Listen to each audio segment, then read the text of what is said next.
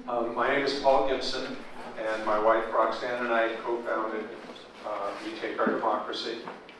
And today, between 6 and 6:30, I'm going to both try and orient you to what we're trying to do here, because this is the orientation for people who haven't been here before. And then at 6:30, we're going to have a training right there on how to use the New Mexico State Legislature's website, nmlegis.gov, to get information so you can know what's going on at the Roundhouse. And I don't want to say any more about that, but a team of 4 or 5 people have been working for a couple weeks on this, and they're going to present their stuff. It'll take 30, 40 minutes, something like that. And then we're going to break out into groups according to some of the roles that we need to play, because we need to start getting some commitments from people that actually, yes, I will do that. And you don't know what that is yet, so we'll get started with the orientation. First, a little about Retake Our Democracy. We really formed, was it really 3 years ago, with the Bernie campaign. Was it 3 or 4 that he announced? But in any case, my wife and I, as soon as he announced, we just kind of got a chill on our spine, and we formed Santa Fe for Bernie. And so we managed the campaign in Santa Fe for the Bernie Sanders campaign. And then when that didn't work out, after the convention, we came back and we formed Retake Our Democracy. Actually, before that, we formed Retake the Roundhouse. And we got very involved in elections in 7 districts. We tried to recruit people to go canvassing for those candidates, and we recruited people to do phone banking, and we held a lot of house parties, both in Santa Fe and in communities where these people were running. And of the 7 candidates, we supported 5 won, and 2 just narrowly lost. Certainly wasn't Retake who did it. We were one of many organizations and groups of people who were working on that campaign. After that, we kind of decided, okay, we're not going to do elections all the time, and we won't be doing anything for a while. So we formed Retake Our Democracy.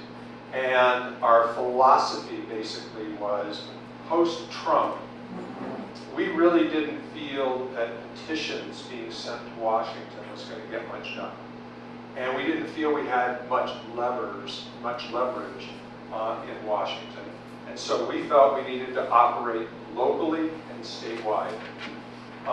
And so that's basically what we did. And so a lot of our work was around the city council here in Santa Fe, the school board, less so the school board than the city council, but we advocated on the ranked choice voting initiative. We advocated on the sanctuary sanctuary city, and we activated people to go to the Roundhouse. And we were newbies in this, and Lynn was one of the people. Lynn Fisher, she's somewhere back there, and David certainly was a big part of it, and so was Bruce, Berlin. If I missed anybody else who was part of that, I apologize. But we tried to get people to go to the Roundhouse, and we came into it feeling like, oh my God, we have Democrats in both houses. We're going to pass so many bills, and we're going to force Martinez to veto them all, and be able to run against her, if someone will, and point out all the vetoes. Well, most of our bills didn't ever make it to the governor's desk, and we were puzzled. And so we formed a really formal group of people, and there are quite a number of them in the room right now. And we have been meeting every other week for almost 2 years, a year and a half. And the first thing we did was like commiserate, because we kind of thought we were going to just ride in and it was going to be groovy, and it wasn't groovy.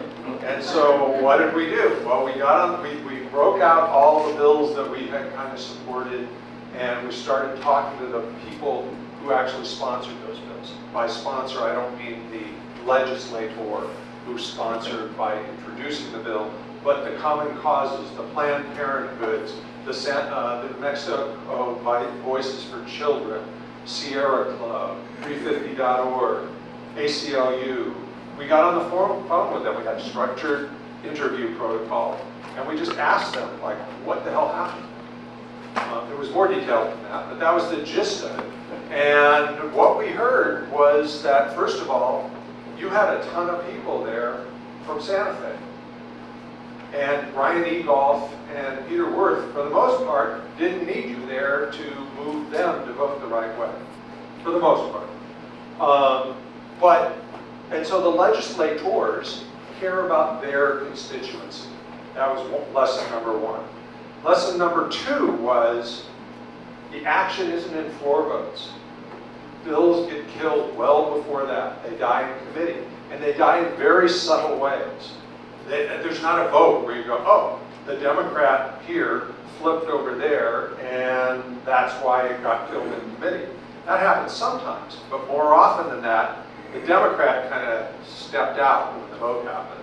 Or the committee chair just failed to schedule the bill for hearing, ever, and it died.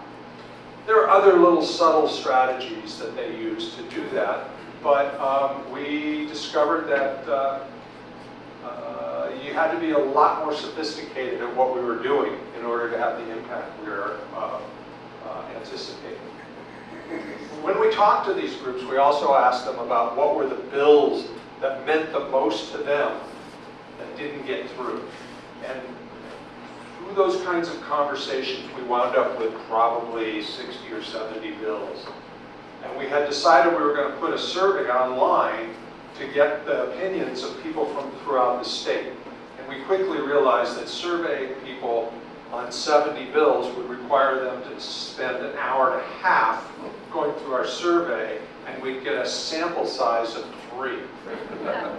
The committee people, half of the committee people. And so we pared it down. This took weeks and weeks and weeks. We pared it down to 29 bills. And we put that online, and we got 1,300 responses statewide. About 400 of them are in Santa Fe. About another 200 are in Albuquerque. But the other 700 are in various parts of the state. A lot in the Española area as well. And so when we sent out that survey, we asked people not just what their opinion was of the bills, but if you, would you like to get involved and advocate on behalf of bills in the next session? And most of the people said yes. And most of the people gave us phone numbers. Most of the people gave us email addresses. And so we have that information.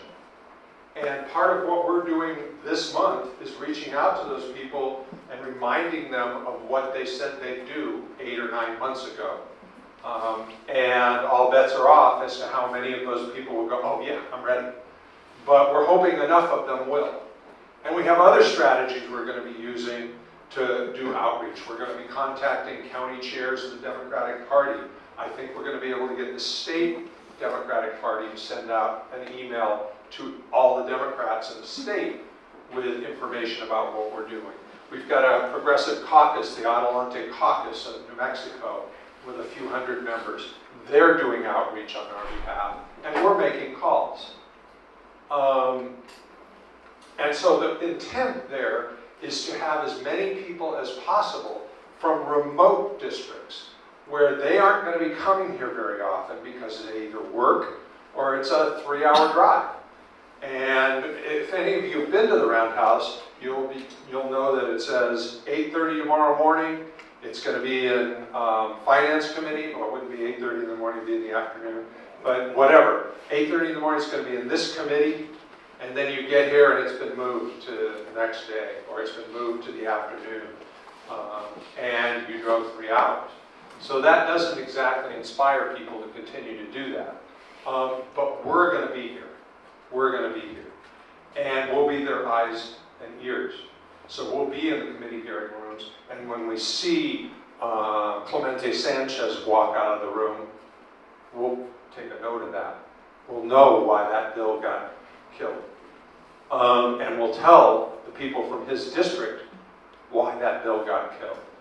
But even before that, when a bill gets assigned to a committee, all these people who answered this survey gave us their House and Senate districts.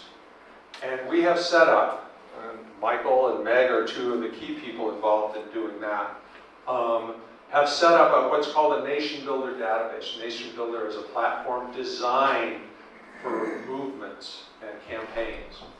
And so we have organized on that. It's almost ready to launch so that we can target. I could be sitting in the Roundhouse with my laptop. I find out from Richard that it's going to a committee tomorrow morning at 8:30, and I can click a few things and send out a note to the people that live in a district where their representative is on that committee, and I will send them the bill summary, speaking points, and contact information for their legislator, along with what committee it's going to. And those people will then contact their representative, not Santa Fe people, their people. Now, we're just starting on this. Year one, it's going to have some stumbles. We're going to make mistakes. There's no question about it. And we'll do the best we can, but this is a long haul project. And the development of this Roundhouse, of this Nation Builder platform is something that will be there for years to come. And as we grow and as we add more and more people in every district across the state, it will have a lot more power. But we're still cautiously optimistic that it's going to have enough power this year. So that's one aspect of what we're doing. We're also developing trainings like what you're going to see today. We had one the last meeting where Clifford Reese, who has been a senior analyst, legislative analyst at the Roundhouse for 13 years. He did a video about how the damn place works, and where you can get in, and where's your leverage points, and how you can do it. And we've got a 30-minute video of that. And that 30-minute video is housed in something we call the Essentials of Effective Roundhouse Advocacy. And that's on our website, easily accessible, even if you live in Gallup or Deming.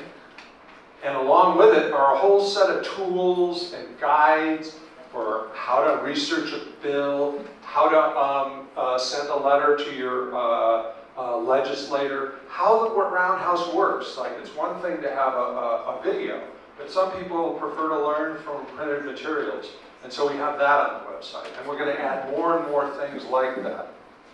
And so the idea of all of this is to make it as easy as possible for people who are concerned to translate that concern into action.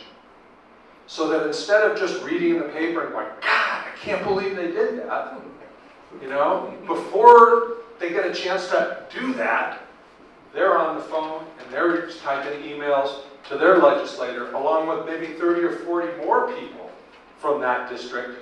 And that legislator's kind of going like, geez, I may not step out of the room this time. And I see those guys there with their buttons. They're sitting in the hearing watching it. So that's what we're trying to do this year. We've got some of the other things we've got on the website in the essentials is a list of what we're calling must-pass bills. We recognize that 29 bills was probably too many bills for us to track carefully and be able to get information out every time it goes into a committee, every time an amendment pops up. Because when an amendment gets placed inside a bill, it might change our position. And we're not the ones to make that call. So we have to have relations with what we call our allies. So if it's an energy bill, it might be the Sierra Club. If it's a women's right to choose bill, it might be Planned Parenthood. And so when we find out that there's an amendment, we'll be texting to them and saying, they'll know about it by then. What do we do? And they'll tell us. And we'll tell our constituents. And so that's the plan. That's the plan. And I think it's gonna be cool. And here's the trick. we need a lot more people. We need a lot of people who are willing to research bills and help, and they're going to talk a lot about how that works. But there's going to be 5,000 bills perhaps landing on in the Roundhouse in like, what, 3 days, 4 days? Not all of them will land then. Yeah, but there's going to be, I have heard anywhere from 2,000 on the low end to 5,000 or 6,000 on the high end of bills. And these guys are nuts. They're going to screen all of them, put them into issue categories, and then identify bills that they think we might want to support. Now, we can't support all of them, so we're going to have our must-pass bills, which might grow from 14 to maybe 20. But then we're going to also have priority bills that we're going to be tracking. What tracking means depends a lot on you and other people throughout the state. We need more people to help us with that. But at the very least, those bills will be on our website, and we'll have provided training so that if you care about one of those bills, you know how to get onto nmlegis.gov and track it. And you can advocate on it together, or on your own. So that's exactly what we're going to try and do. Paul, real Yes. quick, as well as finding bills that you want to advocate, will you be identifying bills you want to fight against? Oh, absolutely. Absolutely. A good example of that will probably be the securitization bill that P&M is drafting. We'll almost certainly be opposing that. I don't want to get into the weeds on that. Securitization is actually a good idea, just not when it's proposed by P&M. You got to watch your wallet because it's gone. It's gone. So that's what we're trying to do. And one of the things we really need to do is to start, and we're going to have breakouts later, we really need people to say, I'll do this, and I'll do it every Monday. I'll come to the Roundhouse every Monday, and it doesn't matter what the bills are that day, I'll be there, and I'll help hand out stuff to the other volunteers who come to go to a hearing. That I would say is the weakest link in this whole concept. What we want to do, there's, 60 days. And there are morning sessions and afternoon sessions. And the morning sessions start at 8:30 in the morning. That's when the committee hearings start. And we need to have someone at the Roundhouse with flyers to give to the people who are going to come that day, because they're only coming that day because they care about that bill, and it's being heard in committee in room 323. And we'll have flyers there to give to them. And they can give those flyers to the sergeants at arms. And then the sergeants at arms will make sure that all of the members of the committee see those flyers. We're going to want people also to go to committee and legislative staff offices in the morning with more of those flyers and start and just basically cultivate a relationship with those people. Go up to them and say, hey, how are you today, man? I hope you're not catching that cold. Because last year, the last week of the Roundhouse was surreal. How many people were sick? It was like going into an intensive care facility and expecting to stay healthy. You didn't want to touch rails. You didn't want to do anything. But you'll go to these different offices and you'll schmooze with them a little bit and give them the flyer. If they like you, they're more likely to put your flyer on the top of the stack and make sure that their legislator gets it. And there are also committee staffers, and they have a lot of influence. So we want to develop the relationship with them because they write up this bill summaries for the committee members to review. And if they get stuff from us and they look at it and go, huh, I didn't realize that. I want to put that in the summary. That's good stuff. So that's what we're going to be doing at the Roundhouse. But to make that work, we have a backup plan. But I don't want to tell you about a backup plan because we're going for the gold. We would like to have someone say, I will take all of Monday mornings for the session. I will take all of Monday afternoons for the session. Another person will say, I'll just do Tuesdays, morning and afternoon, and I'll just hang out there for a day. I'll just not go forever. No. And so that's one of the key things that we need. But we're also, we also have the need to call out to people. And so one of the breakout sessions, if I call out, I mean from our list, to call them and ask them if they remember, oh yeah, you want to get engaged.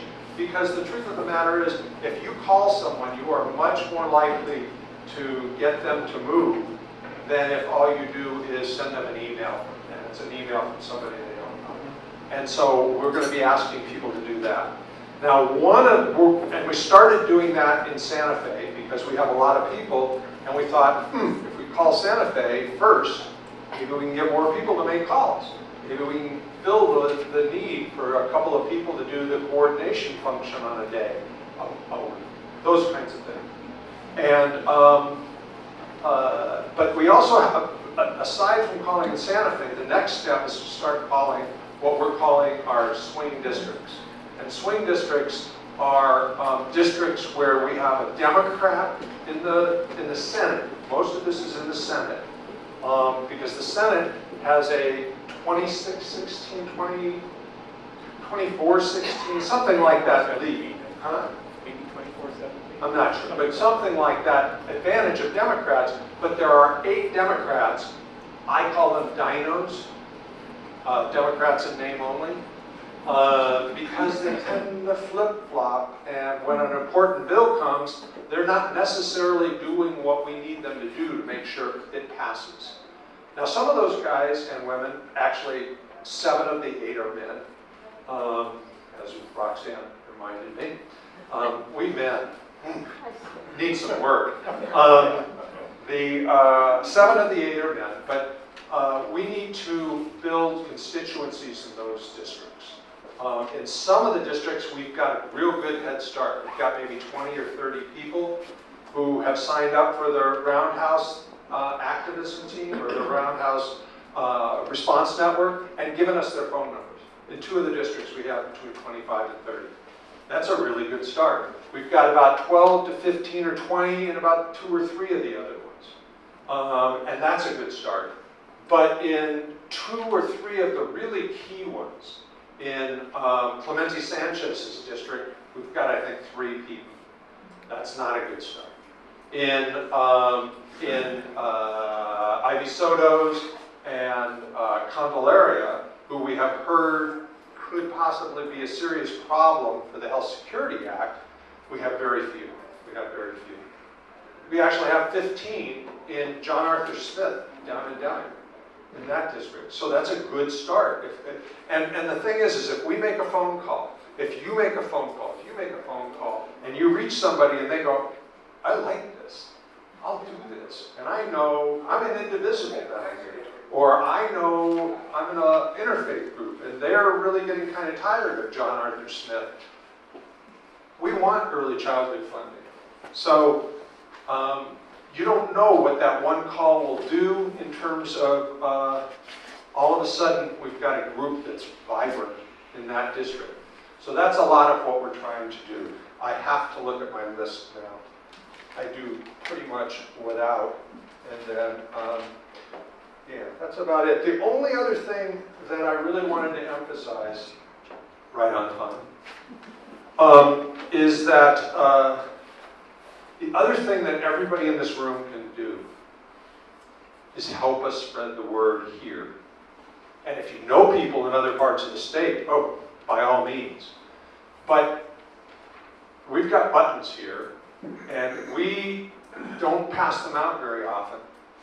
But if you wear a button, and we have little business cards with information on the back that gives a good synopsis of what we're about, if you do that, and you have like 5 or 6 of those cards in your wallet, and you're wearing this in the market, and somebody goes, and this happens all the time.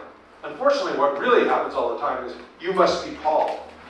And that's because no one else is wearing the damn button. But what we want is a slew of people to wear the button. And then someone will say to you, because they will, they'll go, that's a cool button.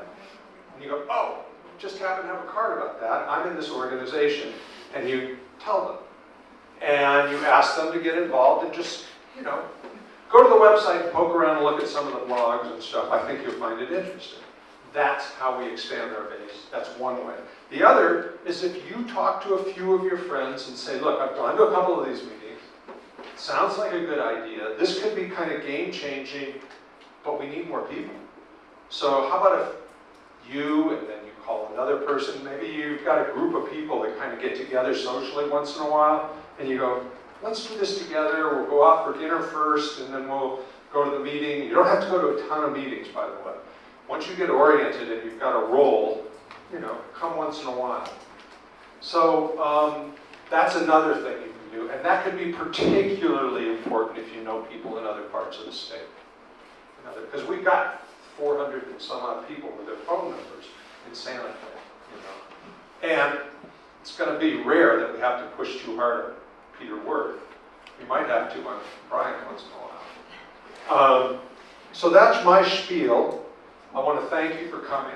I'm going to pass this over to David and his team here, Michael and Tom and Greg, and they're going to walk you through how the legislature works, or how the legislative website works. And so again, I want to thank you for coming today, and I hope that in hearing this, you're kind of having some things going on in your brain going, I think I want to do this, because we need you. Okay? Thank you very, very much.